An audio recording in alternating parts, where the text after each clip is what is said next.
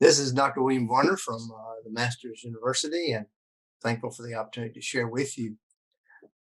Almost all the things on Daily Dose of Greek are verses from the New Testament. Let me share with you a verse from one of the Apostolic Fathers. I was privileged to write a commentary on one of the Apostolic Fathers, Second Clement, and I dug into the Greek of Second Clement. All the Apostolic Fathers that are called that were written in Greek. Early, well, sometimes maybe late first century, early second century. And so is the Greek more difficult? Well, I would say the Greek of the Apostolic Fathers is like the New Testament. There's simple books like Didache and Second Clement, uh, like First John in the New Testament. The book of Hebrews, more challenging Greek. Well, we've got the epistle to Diognetus in the Apostolic Fathers, more challenging Greek. I'd like to share with you verse 1 of Second Clement, and see what you think about it, okay? Um, Here it is. Whoa, let's read it. Adelphoi, hutos de hemas, phranein peri Jesu Christu, hos peri theou, hos peri Christu, zonton kai necron.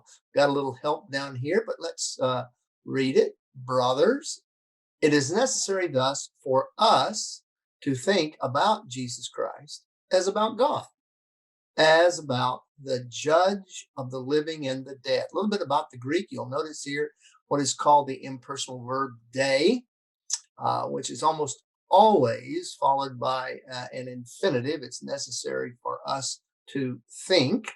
And it's translated, it is necessary. It appears many, many times in the New Testament. Here it is as an exhortation to us who are reading this.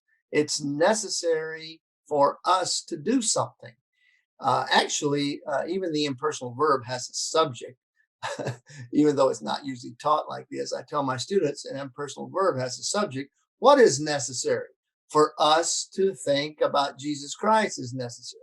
But I don't want to rock the boat there. It does not have an expressed subject before the verb. So it's translated with it.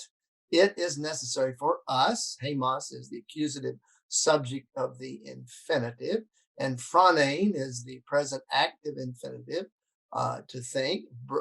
Brothers, thus it is necessary for us to think about Jesus Christ as about God. Wow, what a way to come out of the gate.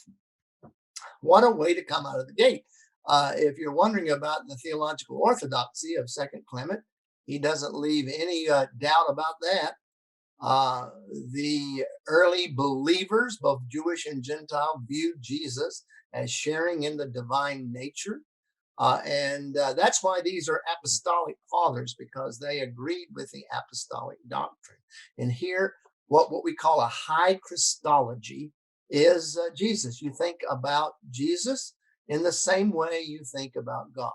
And then there's what is here, perhaps a quote from Acts 10, where Peter mentions this. We think about him as we think about God. God is the judge of the living and the dead.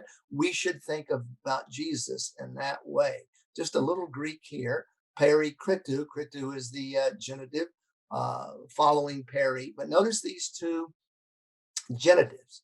The judge of the living and the dead. These are what are called objective genitives. I like to call them object genitives, where the genitive receives or is the object of the action in the head noun, the head noun being judge.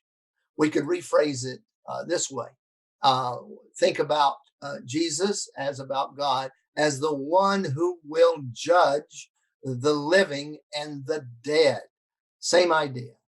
We use the same thing in English, but this is a very common use, an objective genitive. So I hope that this introduction to the Apostolic Fathers will challenge you to read more.